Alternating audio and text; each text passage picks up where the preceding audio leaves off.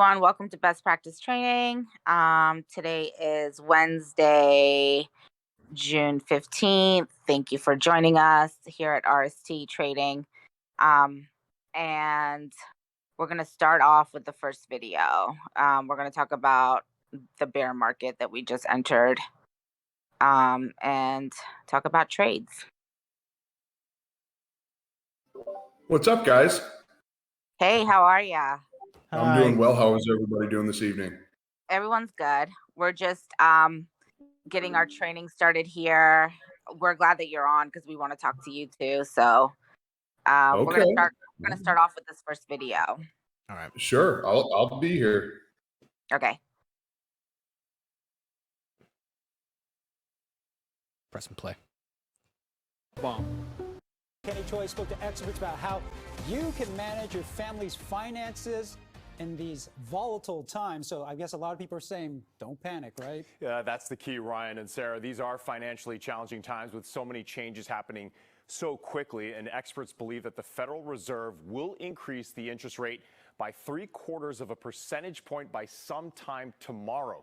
That will have a major impact on the economy as financial decisions loom for families everywhere. Whether there's a family to feed or you're living on your own, hard financial decisions have to be made. Our big investments have been, we got rid of a car. Steve and Isabel are using the cash to invest in solar panels. I don't know that saves money at this point, but it probably will a few years from now. As stocks tumble deeper into bear market territory, food costs rise, and gas prices seemingly climb higher by the hour, many are wondering if there are concrete financial moves to make now. For families simply trying to keep up with monthly bills, financial advisors emphasize the need to clearly define mandatory versus variable expenses. We don't go out to dinner for a lot of reasons. One reason is because the food isn't that good anymore. They have to make adjustments. Cutting back on dining at restaurants and gym memberships are examples of variable expenses. Making smart adjustments like cutting back on water usage to lower a bill in the hundreds of dollars too can make a difference. It's all about now in this environment, losing less so that when the market does come back, you're positioned to come back and gain more. George Nassetti is a financial advisor who says now is the best time to maximize your 401k contributions since the market is doing poorly right now and it's a chance to buy low. The younger you are, you can afford to take more risk in volatile stocks.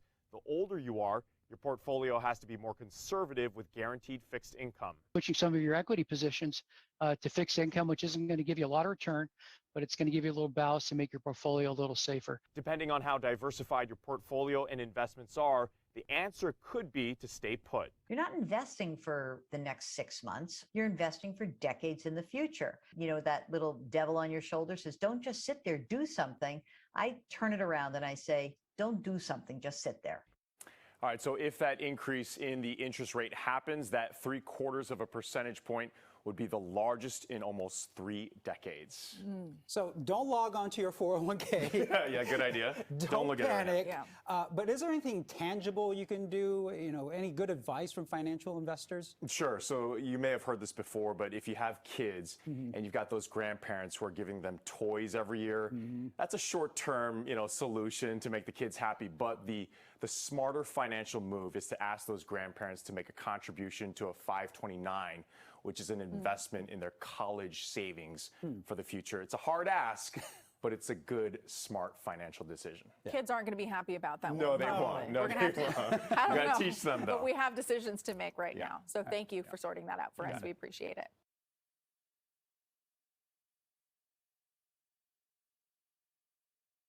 Okay, so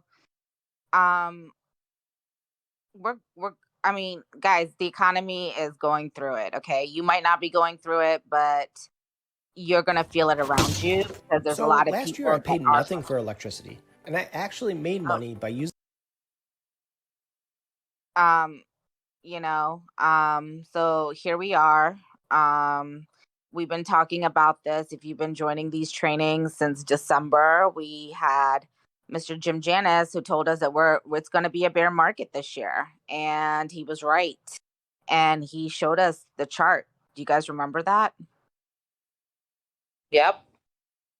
And we saw that, and and then I kept telling you guys that smart money is going to be pulling out I've been screaming it since January. And what happened yesterday?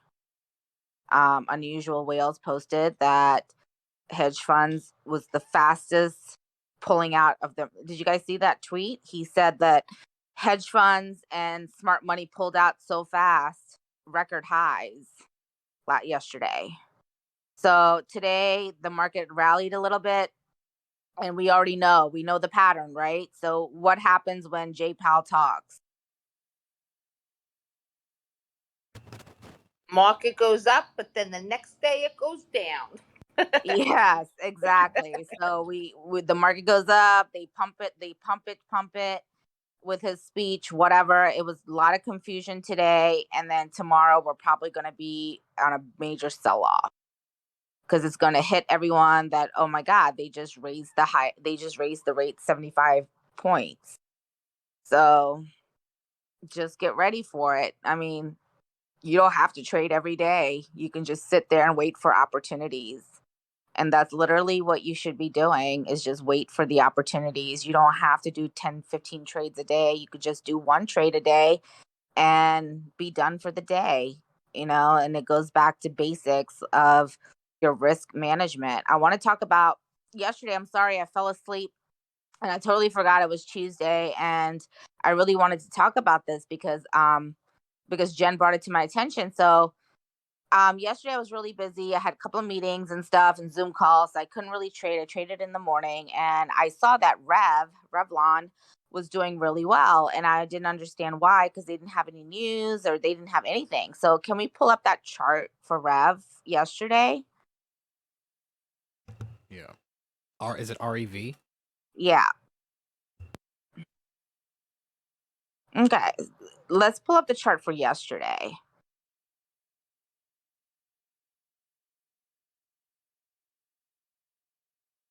So you see, yesterday morning, it just started running like crazy, like in pre-market, and there was no news, nothing. It was just running. Okay, great. So then you saw that after it went up, it just started trading sideways all day. And then you had a Furu who, I don't remember what his name is. Gary, he's like part of the Goblin Gang or whatever. He started tweeting it out and he said, I'm trying to get this back to $3. And he said if it breaks 240, whatever. So I wasn't really paying attention, but I saw the tweets come through and I was just like, oh, okay. So then I saw that it went up to 275 and then boom, a nice hit. Or 175. Was it 175 or 275? I don't remember. Right here, 266. Yeah. Right here. Okay, yeah, 266, and then there you see that big, huge knife. You see that? Mm-hmm. Look at that. There's no time to save yourself. I mean, that's not only just a knife, but that's stop losses and all kinds of stuff going off. And he posted like literally after that he lost $650,000. See, I would have sold this right here because the 9 crossed under everything. It's right, at the and bottom he was of the up. Bollinger's. I would have sold it. But he was up. He had it at what, like 230 to, whatever, whenever he got in, because he was trying to break 240 and it did break 240. And he tweeted about it. But then somebody probably really hates his guts and decided to short him. And not only was it shorts, but it was also stop losses that went totally insane. And it went all the way back to like $1. And so you have to understand when you're playing these types of things and you're not getting in early and you're doing the pumps, it's very important that you set your stop losses. He lost $650,000, but there was a lot of other people that lost a lot of other money, a lot more money than that. I mean, they lost money too. So at the end of the day, he lost, and you got to know your risk management. One thing I learned, is when you go into a trade, don't go in there thinking how much money you're going to make. Think about how much money you're going to lose. And if you have that mentality, you're going to win. Go into every trade and know your risk management. And a lot of people don't talk about risk management. And I think it's really important that you do talk about it because that's what it's about, because people treat this like a casino. Now, I don't know why the hell he would play a dollar stock. I mean, I get it. It's Revlon. Okay, great.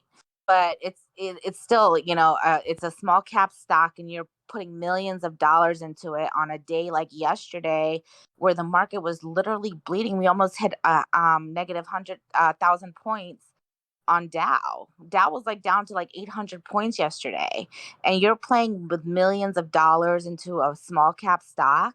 Now think about if you just turned it around and put those millions of dollars into Tesla. Yesterday, Tesla was at 635.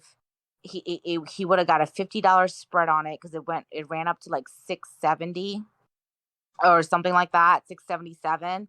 He would have got a nice spread on it. And guess what? Tesla's like basically risk free. So guess what? Who's going to knife Tesla like that?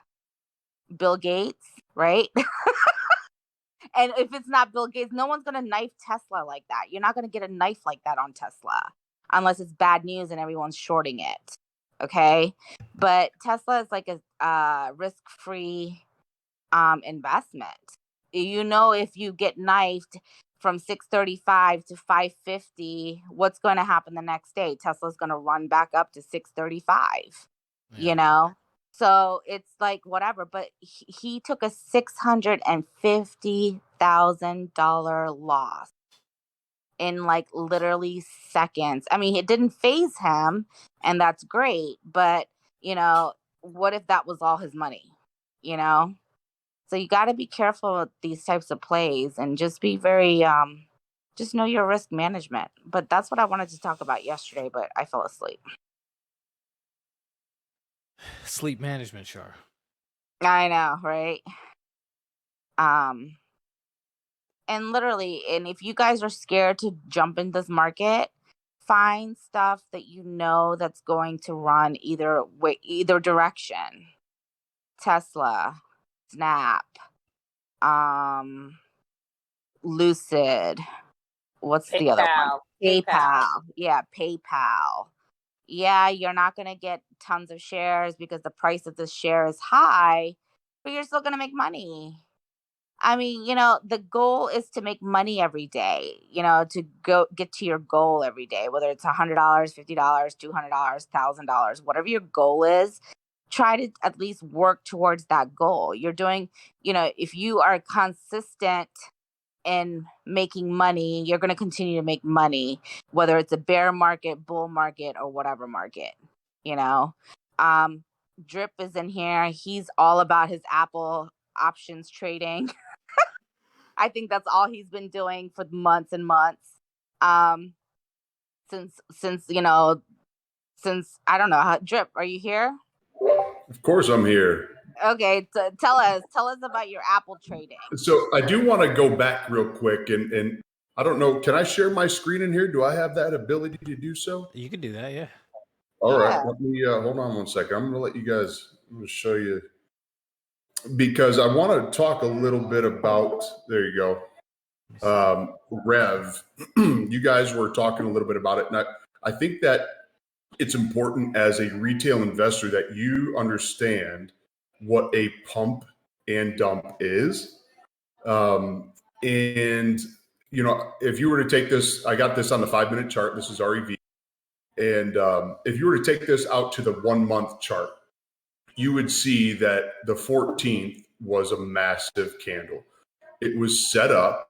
Typically what they're doing is they're buying in probably in this area here, depending on the type of play that they're trying to do. Maybe they're just going in commons if they're buying contracts.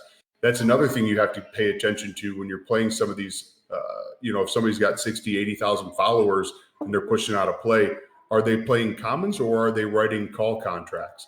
What that means, if I go and I write calls, I buy a certain amount of commons, and then I believe they call that a covered call. And then I can write call contracts to that, which means people are going to buy options, right? My common price goes up. I sell contracts. So it's almost like double dipping. Wow. And where I see it the most is right in this area with the yellow box, because if it gets too high, they lose money, right? You're betting at that point on it staying within a predefined range. Okay. Now, speaking or thinking, I used to be the bad guy. If you get into these stocks that are running, you absolutely don't think about a stop loss. If you don't have time to play it, don't play it. If you can't babysit it, get out. But you need to be out on those first 3 candles. Okay. Yep. Because once that peaks, and you see, I don't want to throw a name, but I'm gonna, you see PJ Matlock with RIBT, right? These targets that they throw out, typically, and you can pull up RIBT. So here's another great example where they can write call contracts, keep it within a certain area, and they're making money. Wow. Right? Yeah. So they load up on commons. Okay. Their commons are making money. They can write call contracts. Once it gets to a certain area, they have to bring that back down. Gets below that area here where they started loading up, and it's going to tank. ITP, you guys seen that one. And so when you're speaking to, great example right there, right? When you are speaking to these pumps, play them for what they are. Do not look at them as a, hey, I can make some money if I hold on to this. No, you get in, you get out. And that's just how you have to play it. What I think happened is your Furus that were sold right here, they're out. If you look here at the volume candles, you can kind of see it's pretty similar. Then you had that sideways movement, and about 2 o'clock is where retail traders cut for a loss. If they got in this area here, maybe they got a break even, right? So they went up, they didn't take profit, they thought it was going to go higher.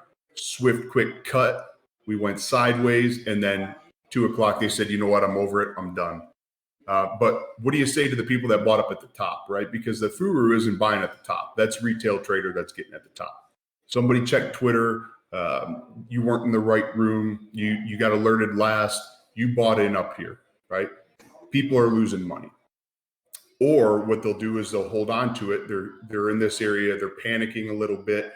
Then it tanks. They're still holding on to it. Now they're left holding the bag. That's money that you can't put back into the market. You can't compound your gains, and you can't keep pushing, growing that portfolio, right? So when you recognize you're in a bad trade, it's important to cut.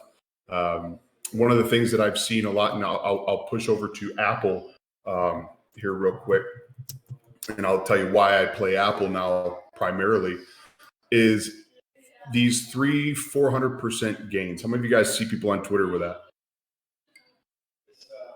Everybody's talking about, I made 300%. Excuse me, I'm got a Jack and Coke and I swallowed an ice cube. It's unrealistic, right? You can't be consistent in 200, 300% gains. And if you try to be, you're putting yourself in a position to be in that play longer than you need, which adds to the risk of potentially going against you. You know what somebody told me today? Not today, but like a week ago. So if you had $20,000, right? Yep. 5% of $20,000 is $1,000. If you had $1,000, 20% of $1,000 is $1,000. So does that make sense? So like, so you're risking a lot of money. If you're risking a lot of money, you need to be out within 5 to 10%. Absolutely. And if you have a new account, if somebody, let's just say somebody has, I'll be here to tell you, for the past 4 weeks, except for 2 days ago, I took a $130 loss, but I've printed $500 a day, between $400 and $500, only playing with $2,500. Right. Taking 5, 10, 15% max. That's it. Right. Will there be times that you're going to get lucky and it'll go higher? Sure. But what you need to get consistent with is taking those gains, because as your portfolio grows, and you see all these people that got rich in the bull run of 2021, and now they lost it. That's because they didn't understand how to properly invest. They just threw money at anything and it just went up. But now those same people are throwing money in and they're like, wait a minute, why am I down 50, 60 bucks or 60%? If you can get consistent gains, 10 to 15%, as your portfolio grows, that 100,000, in believe it or not, we got people in the server that are playing with that kind of money. You're in for maybe 10, 15 minutes and you make 10%, you just made 10 grand. Yes, exactly. So if you have a big account or even a little account, it doesn't matter. So, but if it's all about your risk. Like I said, when you go into a trade, you got to know how much you're willing to lose. Okay. Don't go in there thinking you're going to make a bank. Okay. Yes, you're going to get lucky. I knew today SIDU, that news was so massive. But for some reason, it just did not click with this market because we are trading with a bunch of people that do not know how to trade. They don't know how to invest. They don't know how to trade. They're still lingering on from the bull market and think this is a casino. So SIDU this morning, it ran and it dropped right back down and it was just sideways. It was sideways trading all day long. And I'm like, what the hell? It just had this massive government contract for $3.5 billion. There's a lot of traders. They're just traders. They don't read the news. They don't care about the news. They don't care about anything really. They just trade off of technicals, and there's nothing wrong with that. Absolutely nothing.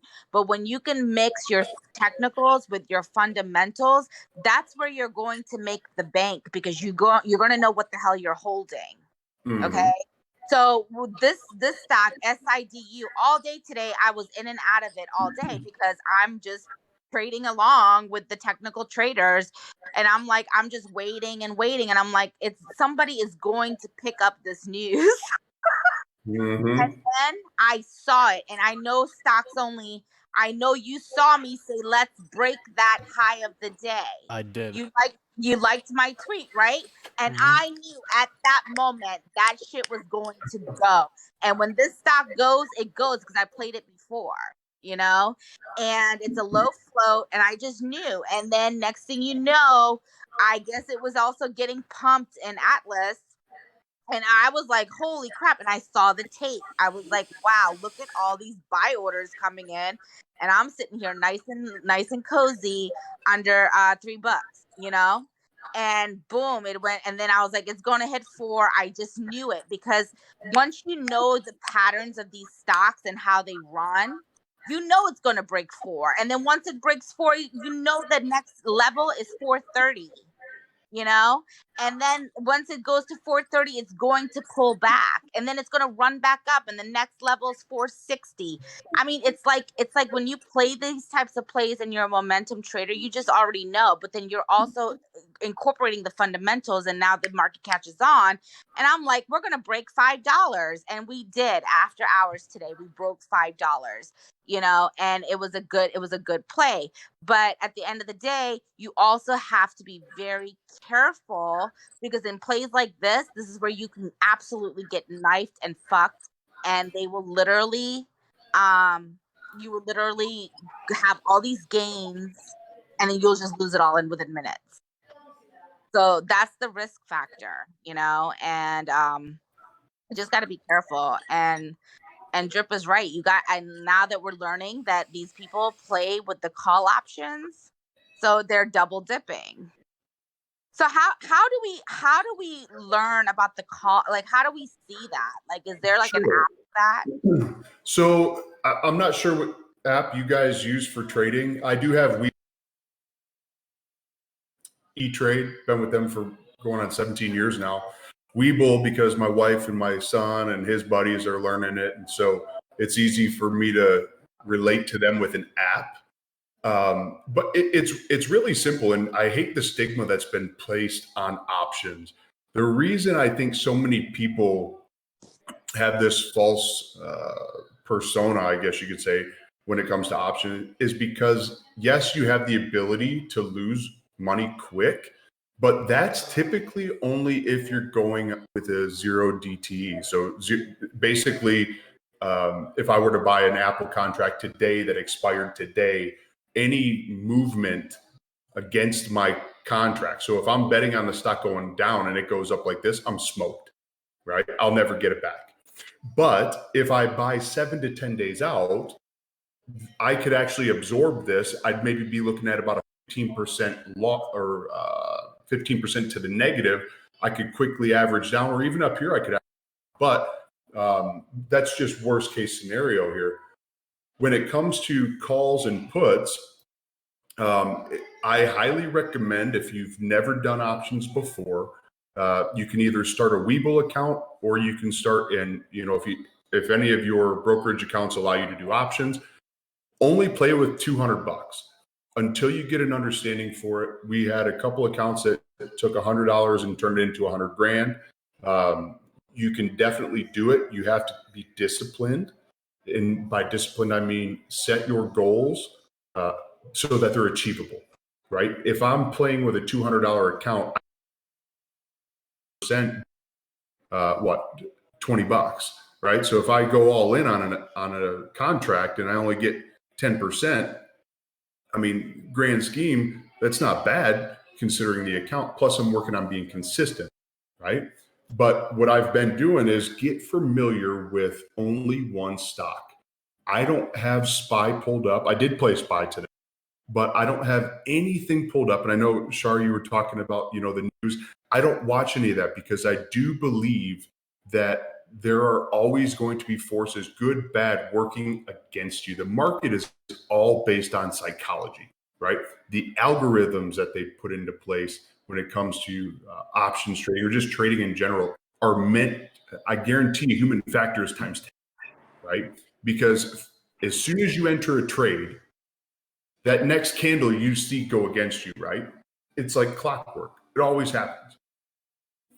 Far too many times, that's the situation that we find ourselves in. But learning a lot here today. What I typically will do is I'll get into a trade and then I'll step away, right? Because that psychological kind of that barrier, right? I don't want it there. I play with money I can afford to lose, and I come back and 90% of the time I'm in a good spot. So let's just say, and I put the levels in your server as well, but for the last couple of days, I had the 135, and I'll try to be quick. Stop me if I'm going over, but I'll show you how I set my day up. I typically give myself 3 supports and 3 resistance, but this I can remove because this was just a spot that I had. There we go. So this would be what my morning typically. Got the 9 V. In the server, I put out 135, and I want to see a bar over it or a candle over it with continuation. Okay. I would have a 137. So at 135, $2 above for my strike. So my strike would be 137, right? As you can see here in this little shaded area I got here, about 15 minutes before the meeting, and all they were trying to do is juice up the contracts, right? I probably made $400 in about 15, 20 minutes here because I played this candle. When it would go up to the top, I'd play it down. Then when this candle happened, I'd play it all the way up. I'd sell and I'd play it back down. This implied volatility was crazy here, right? Right. But as you can see, it crossed over the 135, and I had been trying to get over that for a couple days. If I were to go back, you'll see here, right? It was acting as a pretty good blocker. I had this pre-market 2 days back, and then I wasn't able to get out of the 133 range. And so I viewed 135 as a key area for some nice, consistent calls. So let's just say that this candle right here crossed. Okay, this is not the candle you use. If I say, fine, you do not get in on this candle, right? You do not, in this case, because it was red, you do not get in on this candle. What you're going to do is you want to see it come down and sit back on that 135 and establish support, right? Can I hold that support now? Did I turn resistance into support? And as you can see right here, so this is where I would have bought my 7 to 10 day contracts for calls. I would have got in right here with a strike of 137. So if you were in E-Trade, select the strategy, it would be call, buy to open. Expiration would be June 24th. Now, again, you could have done the 17th, and that's a lot of what I played 17th, because even with the up and down movement, it didn't have much of an impact on me. I did get myself caught in Apple for about 45 minutes today, but I never got outside % to the red, right? So I averaged down. I knew the direction was going to go red, and I was able to hold. If you were a 0 day, you would have been smoked. Now, what 0 day means, that theta is going to get you, right? You're essentially driving a V, sucking gas. Okay, so the longer you are in that play, and basically the sideways action. So if you were to look at this right here, this is sideways, right? This is eating premium. Couple days back, this eats premium, right? We want clear direction. So here, nice play, nice play. And it offers up the ability to be both bull and bear, right? So depending on whether you want to be bullish for the day or you want to be bearish, my opinion would be that you don't be either prior to market open. Once the market opens, you can say, okay, here's a trend. For example, right here, we hit on a nice support. I could have grabbed this. What I don't like is that it's just a nice little staircase. Nothing quick. So it does tend to eat up premiums, even though you are moving in the upward direction. This would have been a good play, but it's just too slow for me. A lot can happen. What I like to see instead is see how this is a lot quicker on the drop. So if I were to have played here for a 617 down, it's about a $2 difference. That's about 100% gain right here. If I would have played my 624 contract, I could have made 30%. 10 to 15%, I'm done with these plays, guys, typically in 1 to 2 candles. Okay. But as you can see, let's just say below, and you had the 9 coming up, acting as a support. We did have a nice wick here. And depending on how you want to view it, this came 1500 3 p.m. Showed some indecision, but the candle after that was bullish, right? We had bulls pulling us back up. We came back down for a nice little dip. And again, if you have those 7 to 10 day contracts, this is nothing. You're maybe 1% to the boom. I made it up to the 137 mark. Now that right there, when you're about $2 that strike, that's easy 100% gain. Okay. Even if you want to be, let's just say 50 to 75% on a 10-day contract, right? You can definitely make that happen. The best part about options, and then I'll turn it back, is once I get to the top and I sell my call, I say, hey, look, I did touch that 137 mark. I do have it listed as a prior resistance. I can pivot to my puts, right? 7 to 10 days, and I'm at 137. So I'm going to go back down to 1. Within a matter of 20 minutes, I've made, two, in my case, I would be call and puts, and I'm done. Through E-Trade, if you have a cash account, all of that money resets at the beginning of the next day. You don't have to worry about, PDT rule or anything like that for options. I'm not sure I don't think you have to even pay for the, what do you call it? When you make a trade, you don't have to pay like you would typically stock. Same thing with Webull. Webull is really nice. If you're curious and you want to learn a little bit about options, I have 2 videos that I would supply you with that I gave to my son as well as his 18-year-old friend, and they're doing great. And so with options, if you hear people saying lotto, it's a lotto. They're turning it into a casino. Okay. Now, I do not believe the market is a casino, right? It's a statistical set of data that we use to determine trends. Okay. Sometimes we get it wrong. Sometimes we get it right. Sometimes it goes completely opposite of the direction we think it's going to go. Right. And that's just the algorithms. Every now and then you'll see I'll put a tweet out that says, hey, what's going? Everybody says, hey, it's going, right? It's going to go down. Because if everybody's betting on it going up, think about pay out, or that are going to get paid out for it going up, right? They lose money.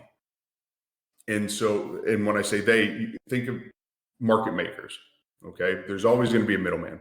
And it might not be by a lot, but they are going to get an opportunity away at those premiums before they do let it go up. So these dark pool prints, I know a lot of people like to put emphasis on them. To me, you could look at it as a support or a resistance price at, but there's always going to be stuff that goes on behind the scenes. So last thing I would do is I would just encourage you guys to take time, pick one stock. I don't play SPY too often because it's a derivative, right? It's a whole bunch of stocks. One stock's having a bad day, it goes against you. And then you find yourself, you're like, well, shoot, VIX is doing this, and so I need to be doing red, right? Pick one stock, tune everything out. And let's just say you don't even want to play with real money at the present time. Pick a spot, pick a point on the chart and just say, hey, I would have got in, right? I would have got in on a June 24th strike of 1.7. It goes up, boom, this is what I would have done. I would have sold paper and just keep a log of that. Be smart about it. Auditory, visual, kinesthetic. Write it down, work through it, right? That's how you're going to retain it. That's how you're going to learn. I've had four weeks of green, just playing with $2,500 a day, between $400 and $500 a day.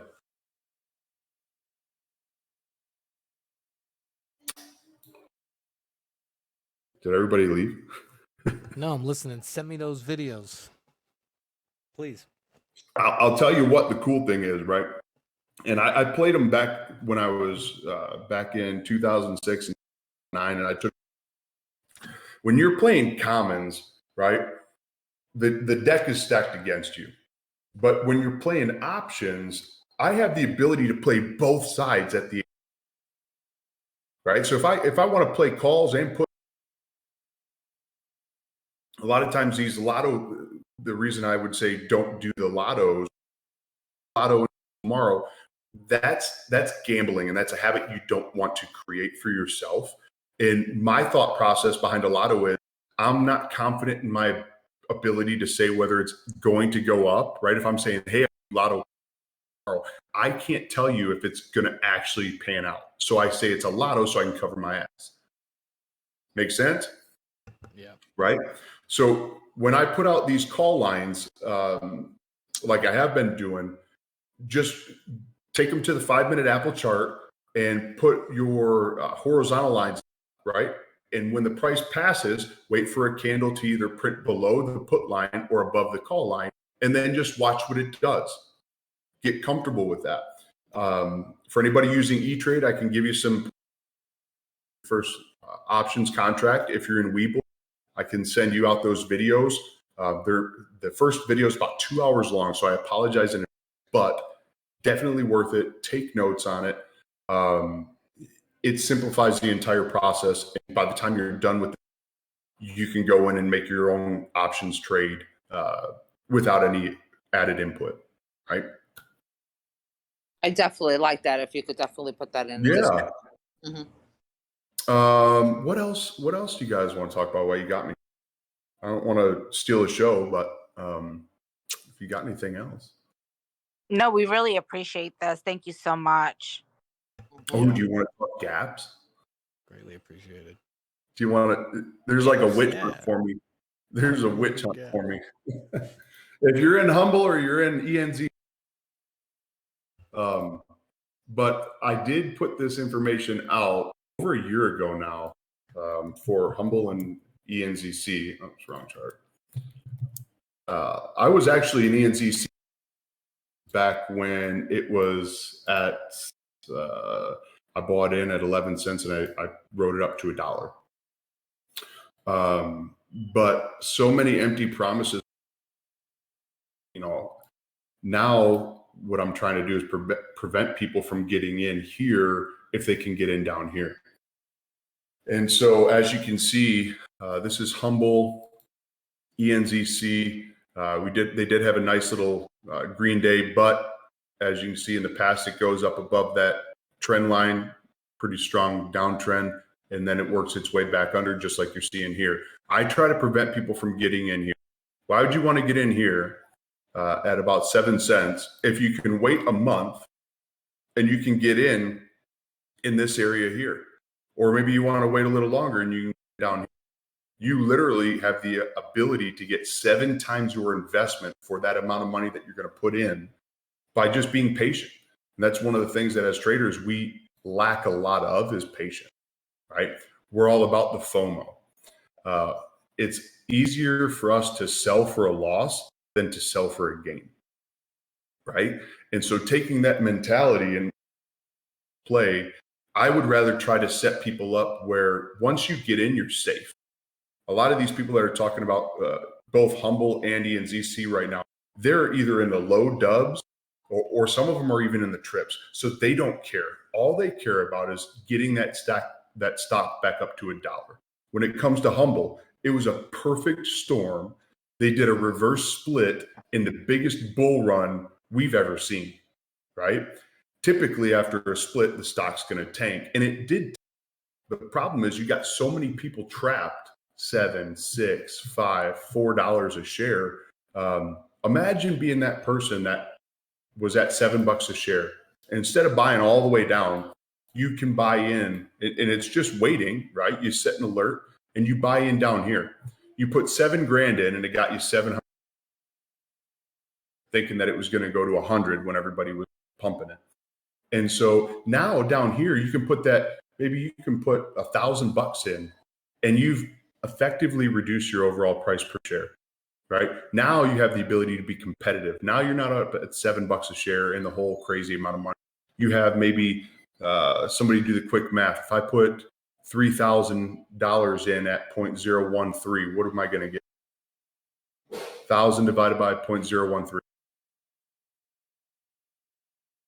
Anybody? 1,000 divided by what? Your microphone's cutting out. 0.013.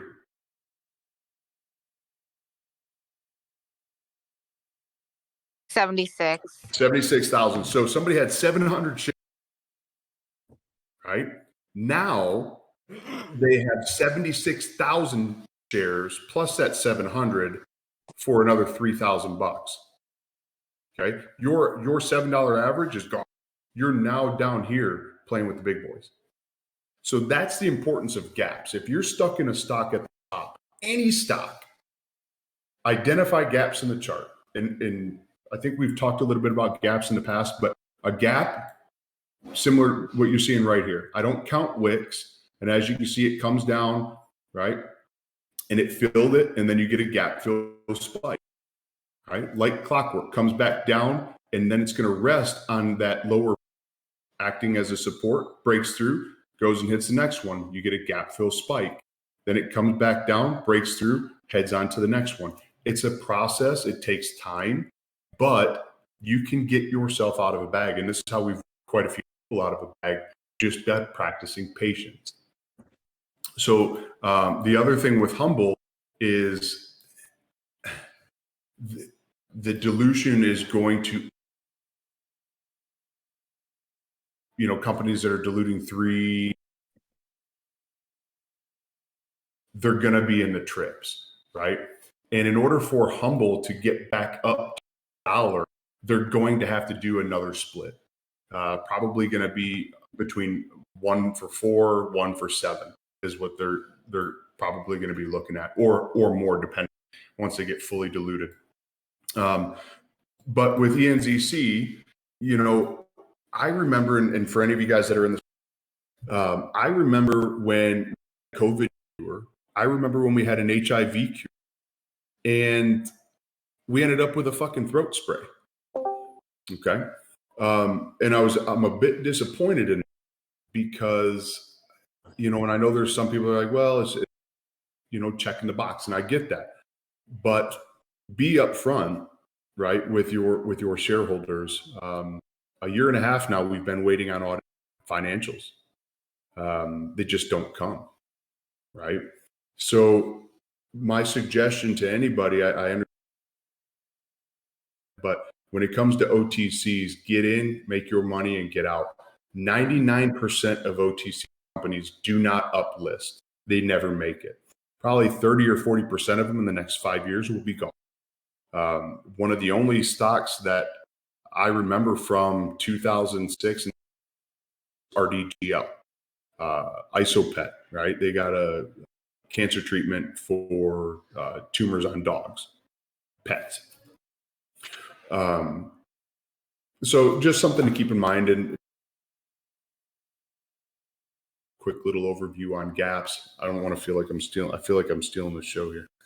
The thing about OTCs is that you want to make sure that these companies have a future and they're not going bankrupt and they're not a scam. So one of the ways to know if the company has a future is do they talk about uplisting on NASDAQ? Are they working towards doing that? Because some of these companies, there's a lot of OTC stocks. Okay, BMW is an OTC stock, Nintendo is an OTC stock. There's stocks.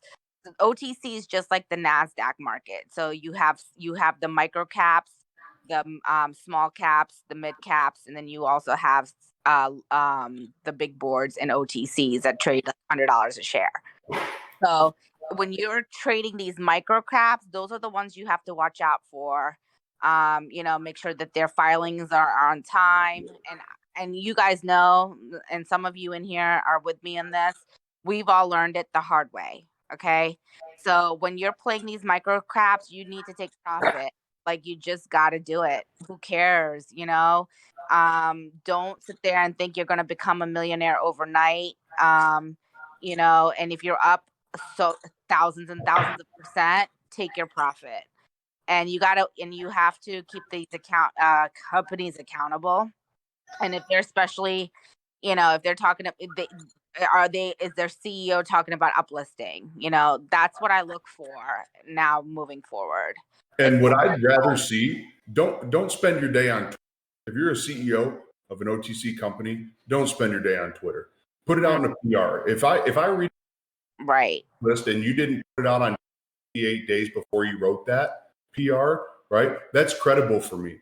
And back in 06 and 09, really for the last, now I'm going on about a year and a half. I was on Investors Hub for a long time, but companies didn't do that. You found out news the same way everybody else did, and that was through a PR. But what these companies don't like doing is paying the money for each PR. Think about it. There's certain CEOs that are on Twitter all day. Yep. Can we stop the recording real quickly? Well, so I just put together a DRIP 2045 investment fund.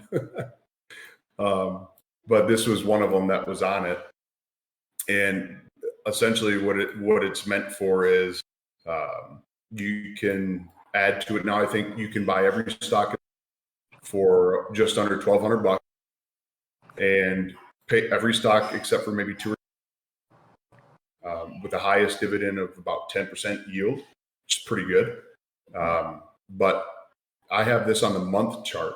And as you can see here, I do think we're starting to bottom.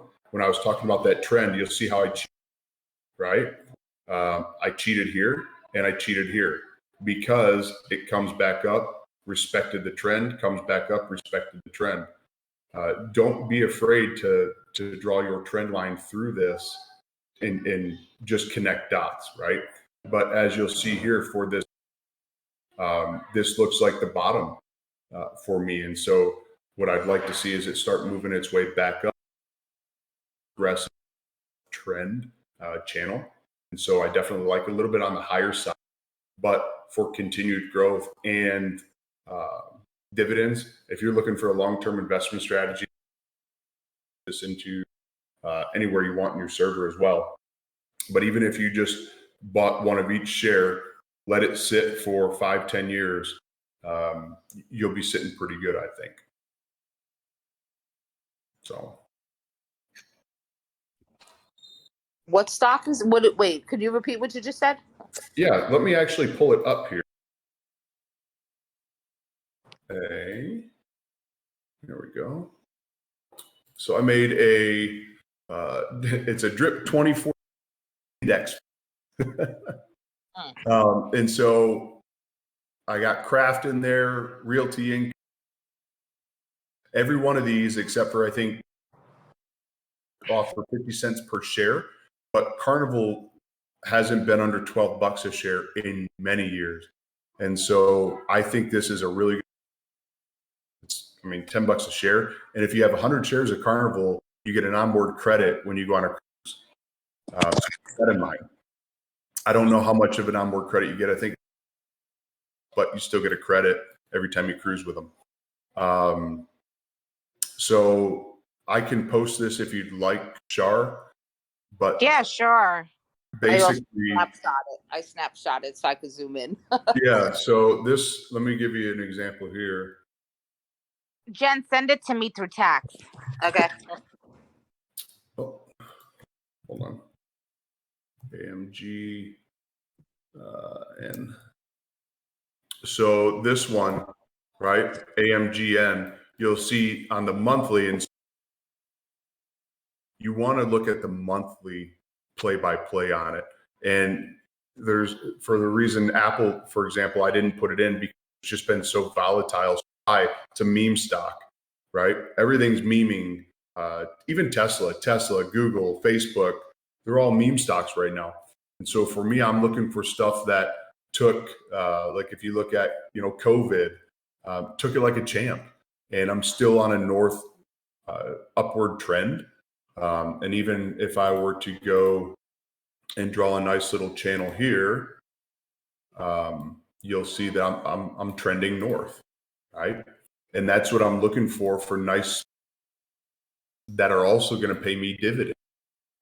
You're looking for something that's going to pay you to have your money with them. And so for the past couple of weeks, I've been looking at stock to put in, and I think it's pretty well rounded. But this is just one of those stocks, and everything that I'm looking. I do think we are pretty close to seeing. They're not going to let it draw down as far as some may think. And again, keeping in mind that by saying, the 0.75 hike, that's fear, right? That's pain. People make money in fear and pain. Just the same as people make money, when the bulls are running. But anything that you get right, stock is going to pay you, because especially if I would 100% only be commons on this list. But for example, I got Carnival at $11. It dropped down to like $9.80, and I was only down 11%. Right? Not a lot. I can average down. It was present time to just add more and work towards that 100 stocks in that portfolio. You're talking about during COVID, right? When it dropped down to like $9-10? No. Carnival is right now at $9.84. Carnival Cruise is that low? Yep. Wow. So this is what I'm talking about. So you see how check this out. You can go back, and this is gonna load up tomorrow. Yeah, so they never recover. I mean, I played it. I was playing it at 15 to 18. I was like flipping it every day. It was going like for like 6 months, 15 to 18, 17. Yeah. But it's back down to, I haven't even played it in like a year. And you're telling me that's at $9, Carnival? And Shar, this is on the month chart, right? Wow. And I can go all the way back to 1992. And we were at $10 a share. Okay. So when you're looking at Carnival, coming out with new ships, and COVID hit them hard, we're having a pretty strong pullback. So naturally people are going to stop going on cruises. Right. But if I were to go back and what happened in 2008? Right. We had that pull down in the market. Look what happened. That's what you're going to see. And if I were to just draw a quick little, or just this area, to me, this is value added. Anything I get in this area is going to pay off. If I were to have went back, I tapped here, right? I'm already under that. And now I'm back to 1992, 1993 prices. This is it's a no-brainer if you're looking to take entry in a good long-term stock. They did use for a dividend, but naturally right now that's on hold. So yeah, give them a follow. Check Wow. Drip Yeah. 2035 index fund. That's so crazy. What's their stock symbol? CCL. UCL. Yeah. CCL I'm like, is at its lows. Yeah. That stock was like a 55 before So pandemic. we were at, so get this, let me give you this. If you took and you bought 100 shares at $9 a share, okay, I think it's in the nines. That would cost you $900. If this stock goes back up to 700 off $900, how much money have you made? If it goes how much? $72. Times it by 100. You make $720. $7,200. Oh, I times about $100. Like, yeah. So, and that's only off of 100 shares, right? And you have to think long-term strategy. Yes, like the video just told us. Remember, they were talking about when you're in a bear market, now's the opportunity. And I always said this, guys. If you cannot be scared and fearful. This is the time to make money. And if you could find these low stocks like Carnival, Tesla, Apple, these are long term. Like, I mean, you really think Apple's going to be shorted to $2? No. In So 5 here is years, why. I see Apple at $500 a share. This is why I will not buy Tesla, anything that's this high priced. I won't, because I mean, really, I don't have much to. And the market cap for Tesla. I mean, you could trade Tesla, like absolutely, trade it all day long. But like if you're trying to hold it and buy it, you want to buy it like under $600. Like I would give a valuation for Tesla at like 500. So where Tesla is at right now, I can at this price. But if I go to Carnival, I can say, look, the last time this was at this price here was in September of 1996. To me, that's a steal. And that's the type of stocks you need in getting yourself a piece of, because again, with $900, and even if you don't want to, get 100 shares, you get 50, and it goes back up to $70 a share. That's huge. Right. That's a huge. I mean, that exactly. I'm just so curious though. How come? Because I was in it at like $9, $10 during the once the pandemic hit. They were trading back at $22. I remember I was playing it like 15 to, like I said. Yeah. Why are they back down though? If they opened, mostly back up, how come they're at that level? Because they're getting shorted. Well, no, with recession, think about it. A lot of, I took my wife and kids to. Somebody called me out over $150.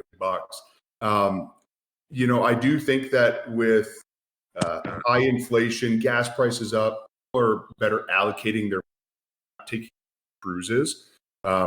You also have people that are still worried, like, is it done? Right? Is the pandemic over? And so they will, and cruises have already started. I think they're also still mandating that you are vaccinated. Yes, they are. Once that goes away, I mean, think about it. And they rightfully so. I think that's a lot of what your memo goes out. Hey, we're done board our cruise ships. You're going to start seeing this thing send off. But to me, anywhere in this area, I don't. So I got 65 shares of it, and I'm going to work towards at least 100. But this is value for me because of where it was at 1992. Right? I'm watching that tomorrow. I'm going to be jumping in on that tomorrow. Yeah. So right now, I mean, my average is, let me see here. I'll give you a great example. Yeah, Jen, we can even buy, if we bought like 100 shares, like it's just gonna, you know what I mean, and just let us sit there and hold. Yeah, that's what I'm doing. My average is that's better than buying Tesla and holding it. My average on the Shar is $11.20. Wow. Last price was $9.84 at 12% minimum, right? So I mean, $2 down, but I'm looking to average down. I'm just trying to see where it's going to go down.